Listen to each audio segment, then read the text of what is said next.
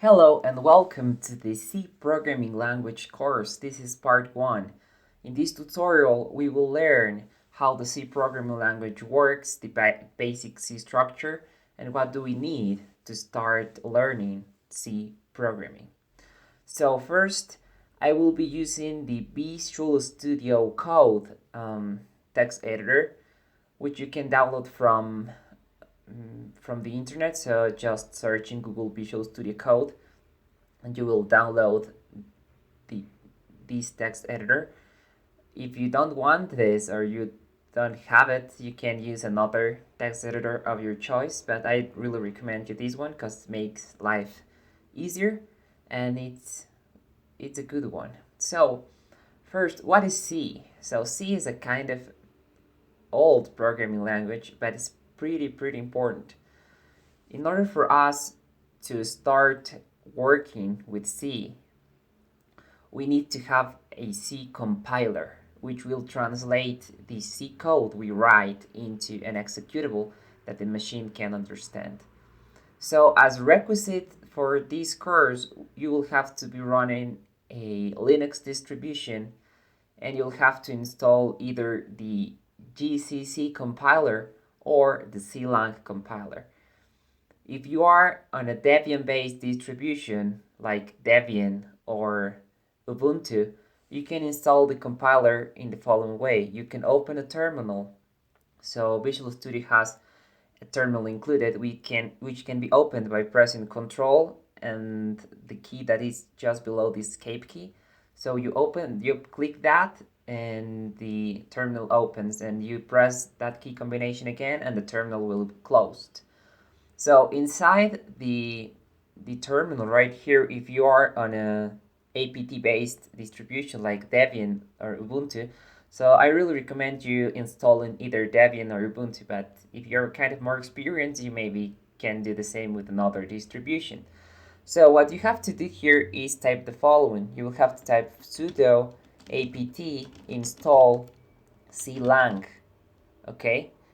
I recommend you CLang, but you can also install GCC. So GCC, whatever you want, okay? So you will press an enter and complete the installation process, okay? I won't do that because I have already installed my CLang compiler. And here in the terminal, if you type CLang and press enter, it will say CLang error, no input files, which tells us that CLang is installed, right? Okay, so once you have installed CLang or GCC and Visual Studio Code, what we will do is we will start actually coding, okay? So right here in Visual Studio Code, we will create a new folder or open a new folder. To open a new folder, we will click on the File menu right here, and then we will go to Open Folder.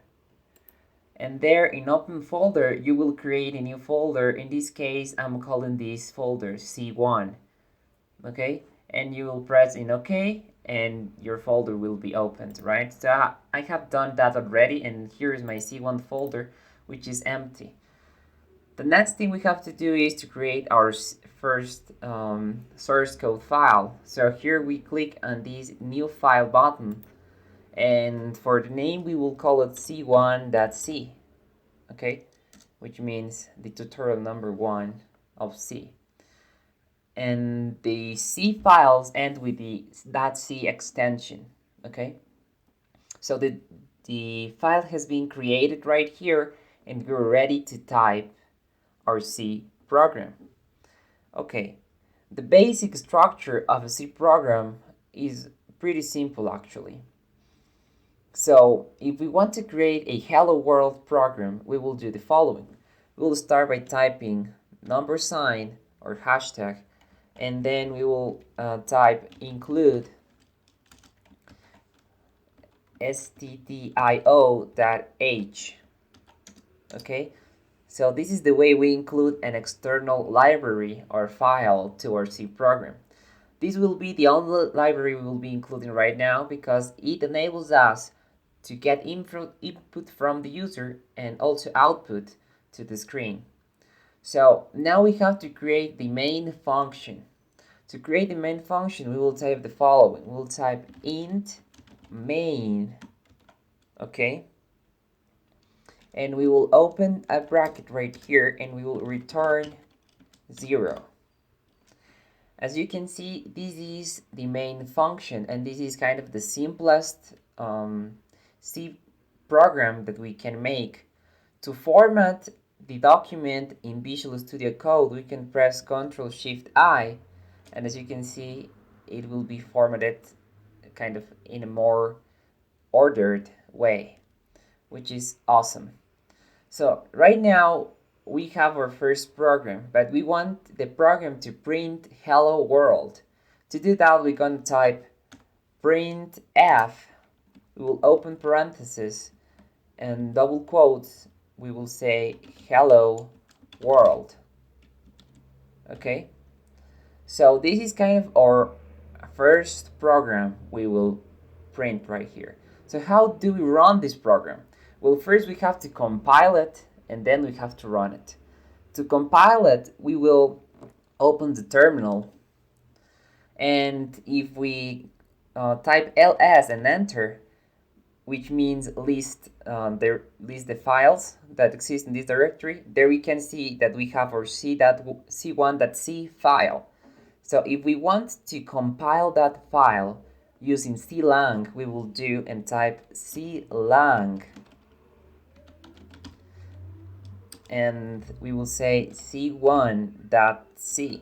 So clang space c1.c. We'll press and enter.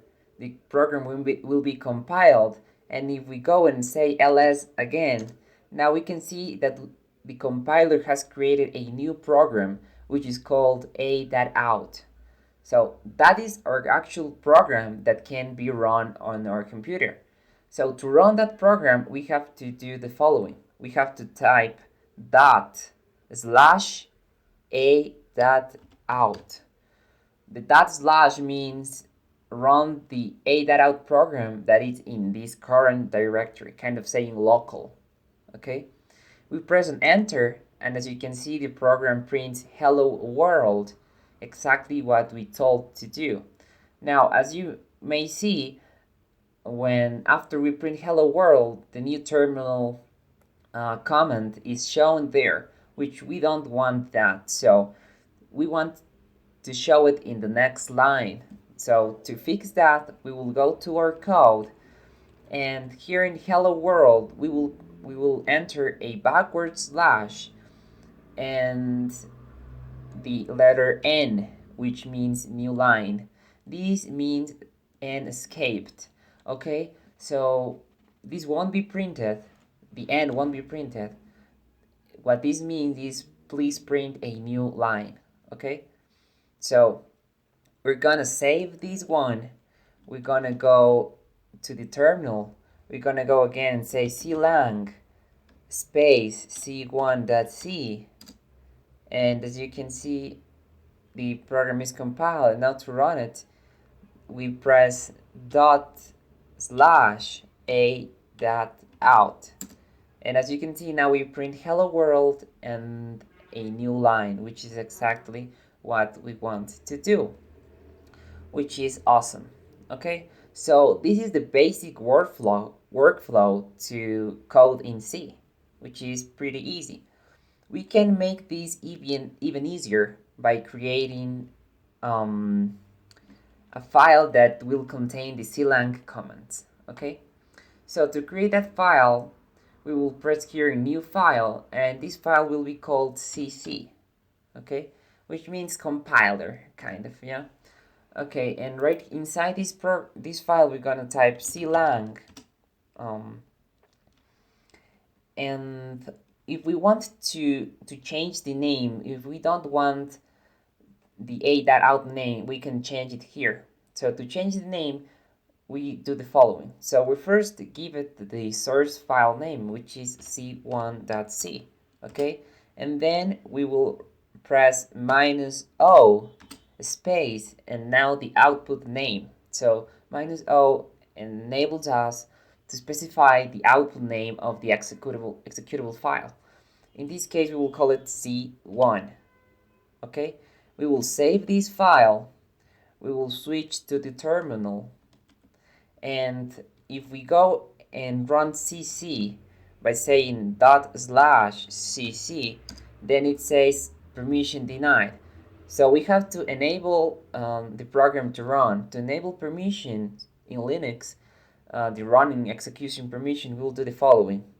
We will press chmod space plus X and the name of the program, in this case cc. We press enter, and now we press /cc. We press enter, and now the program has been compiled automatically. So now we have reduced the clang c1.c to just cc. If we list the directory by saying ls, we will find some files right here. So the first, which is a.out, we don't need it anymore, so we can remove it. To remove that file, we're going to say rm a.out. And when we do this, we can see that the file has been renamed. And the first file here is C1, which is our executable that was produced by our CC file. So to run the C1 file, we're going to say /C1. We press enter, and you can see it still works. So hello world. Now, to make this a bit easier, this IDE comes with an auto-saving feature. To enable that auto-saving feature, we will go to File and click here in Autosave. So you won't have to be saving the file every time you modify it, okay? So I have always that enabled because it's very useful and very handy to have. Now, if we have a lot of output in the terminal, we can clear the output by typing clear, enter, and as you can see, everything was cleared. Okay, if we switch back, we can now close the CC file because we won't need it. And as you can see, now we have our basic C structure. So how this actually works? Well, the main thing right here is actually this main method, okay? The int main method. So this method will be called by the system. So you always have to write a method that is called the main method because it is the entry point of your program. Okay, so the first word we have here is int, which means that this function, this method, will return an integer. In this case, as convention, we return 0. Okay, and inside these two brackets is what the method execution lines are created. As you can see, we have two execution lines right here. One is printf and the other one is return. Okay, so that's how we print text, which is pretty easy, right? Now, how can we print, for example, a number? Well, we can either print it as a text the same way, but saying, for example, instead of hello world, we'll print a number 4. If I go here and to run, we have to do cc, and then we have to do c1, and 4 is printed right here. Okay, but I want to print maybe a variable name. So, for example, if I want to create an integer variable name, I will do the following. I will type int number. The number is the name of the variable, and I will set this to 1000. And to end the line, we also have to end the line with a semicolon. Okay. Now, what if I want to use printf to print this number? Well, we will do it in a format way. That's the F in printf stands for. So we're gonna create double quotes here, and we will gonna type a %, a D, which means print a decimal number, kind of a number, an integer. And after this, we will print a new line. So as you can see right there. And here we have to pass the actual number, the argument. And to print a number, we'll say just number. Okay? So let me go through this again. So first we have defined our number as an integer variable, which has the value of 1000. Next we want to print that 1000 number into the screen. For that we call the printf and tell it that we want to print a number. To tell it that we want to print a number, we tell it %, and v. Okay? And we also tell it after you print that number, after you print that number, print a new line. This new line is just to make it look nicer, right? So you print a number and then a new line. And after that, we write a comma, and as the second parameter of the printf method, we pass the actual number we want to print. In this case, this variable, which contains the number 1000. Okay, so as you know, a variable is kind of a cell in the memory that stores a value. It can be an integer or a boolean or any other kind of value. So pretty easy, right? And then we tell it to return. So which basically means exit the program. We have done everything we wanted to do. So let's run the program and check if it works. So first we're going to go and say cc to compile the program, and then we're going to say /c1 to actually run the program. And as you can see, the number 1000 is printed, and in a new line is printed this new kind of a terminal prompt. Great. So we have done this, and this is kind of the basic way in which we execute a program. Okay, now let's see. In other programming languages we have comments. We also have comments in C. To create a comment, we have two ways of doing it. The first one will be by starting the line with 2 forward slashes. Okay, so remember, these are forward slashes, not backward slashes, which are different. So we go and type 2 forward slashes, and here we can type whatever we want. For example, this is the first C tutorial video. Okay, so that's a comment which the only function of it is for the person who reads the source code to know something useful about the source code. It's kind of an annotation, that it's kind of a note for yourself, right? Okay, but that's kind of a single line comment. But what if we wanted to create a multi-line comment? Okay, to create a multi-line comment, we will do the following. We will press 1 forward slash, and then we will enter an asterisk, okay? And that kind of defines where the comment starts. And we also have to define where the comment ends. And to define, we can go maybe lots of lines below, okay? And to determine where the comment ends, we're gonna also enter an asterisk and again another forward slash. And between these two symbols we have entered, we can write whatever we want. So for example, hello, I am a comment. Hello, I am a multi-line comment. And we can keep typing as long as we want, whatever the case may be, right? Okay, so this is a single line. The first one was a single line comment, and this is a multi-line comment, okay, which is useful in some cases. Okay, awesome. So that was how comments work, right? So basically, in C, we have a couple of variables we have to know. Variable types. The first one, we already wrote it, was an integer.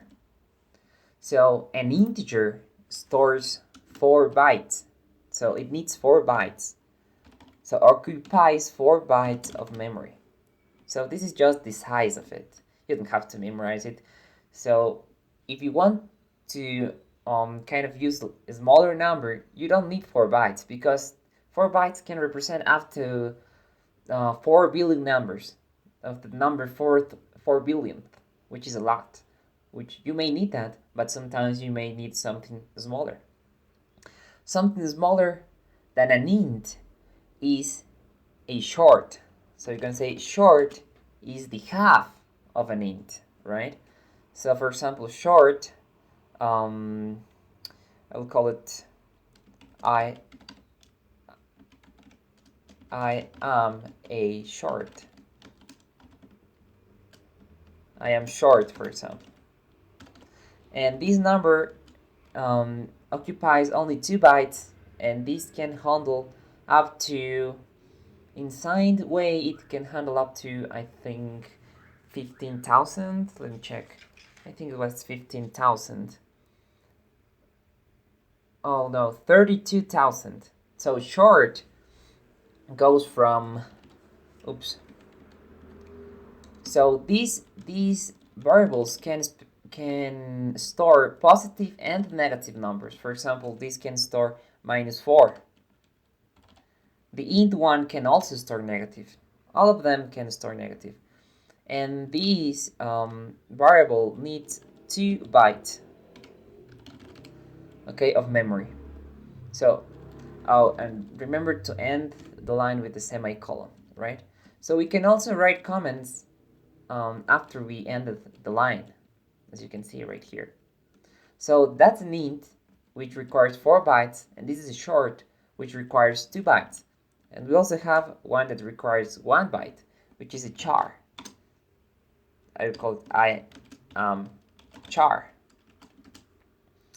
And this can handle numbers between negative 128 to positive 127, okay? And this is 1 byte long, okay?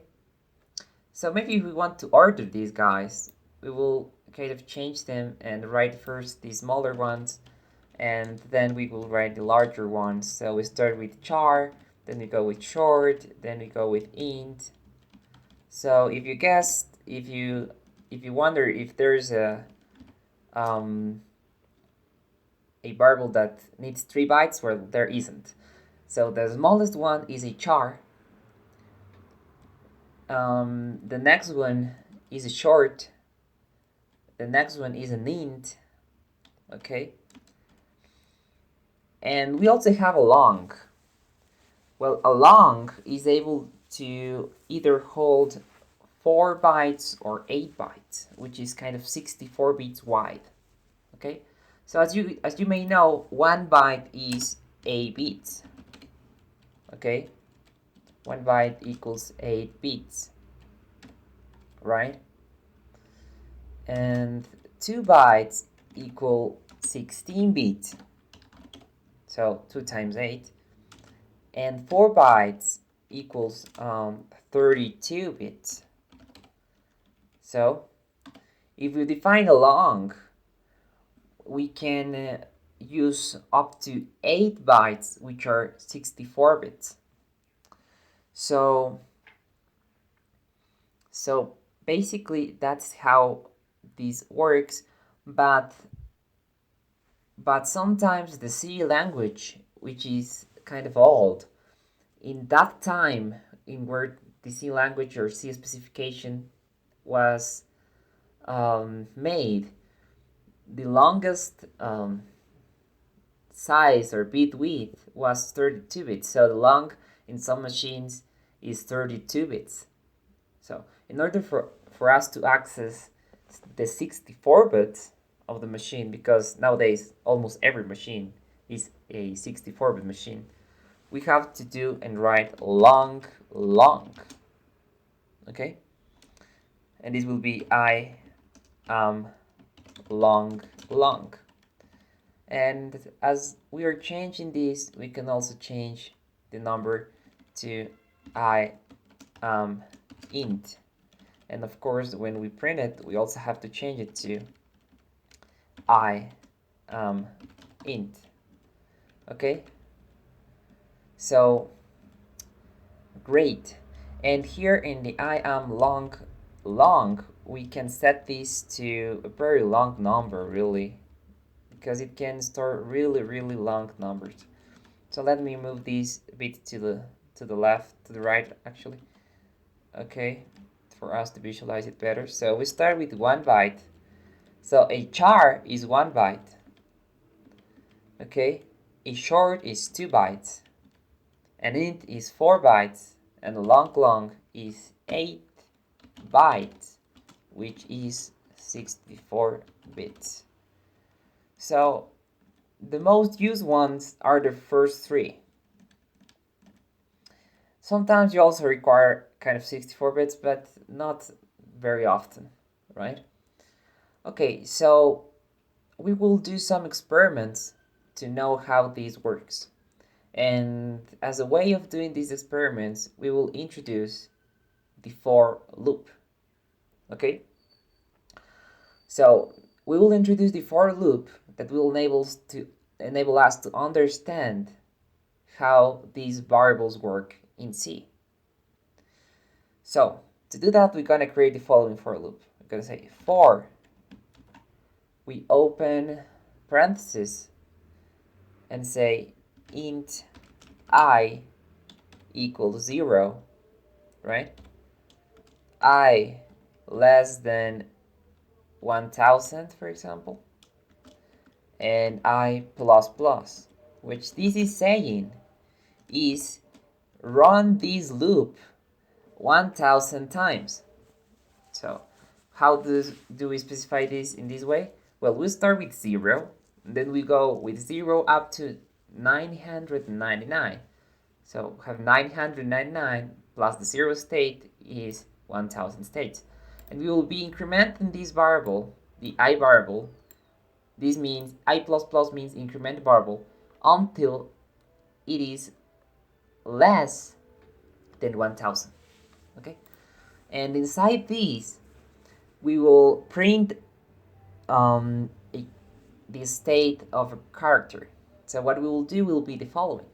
We'll say print f, we open parentheses, we open double quote, we type %d \n to print a new line.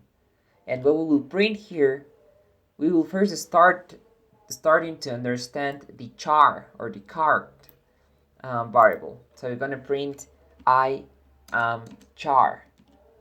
Okay? And this means this will print 1000 times the character value. But we don't want to do that.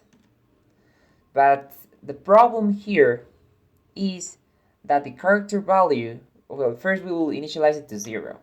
But the problem with the character is that it's just 1 byte long, so it cannot contain 1000 digits. The highest number it can contain is 127.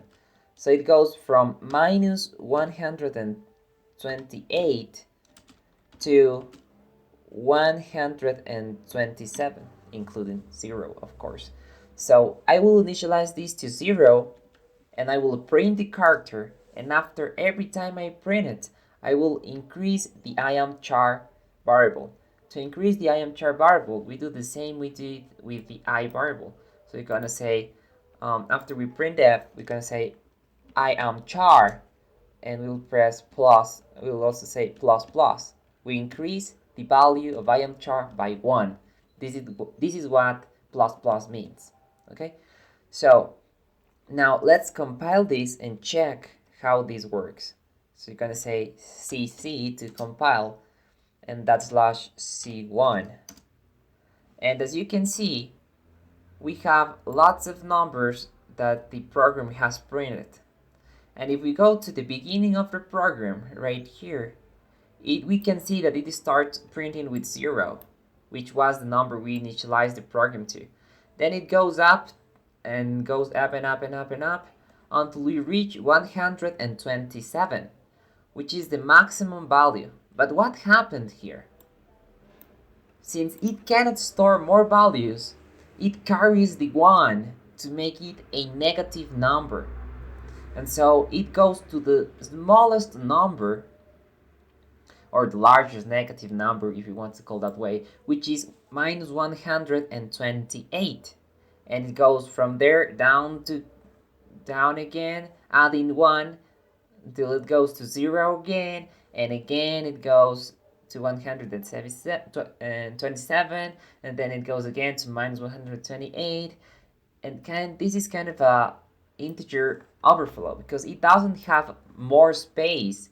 It doesn't have more physical space than its 8 bits. And the 8 bits can only store 256 values. That's why it goes back to the smallest number, right? So that's it for this video. I hope you enjoy it. In the next one, we will learn about the next data types and also unsigned data types, okay, which don't contain negative values. I hope you enjoyed the video and I see you in the next one. Bye.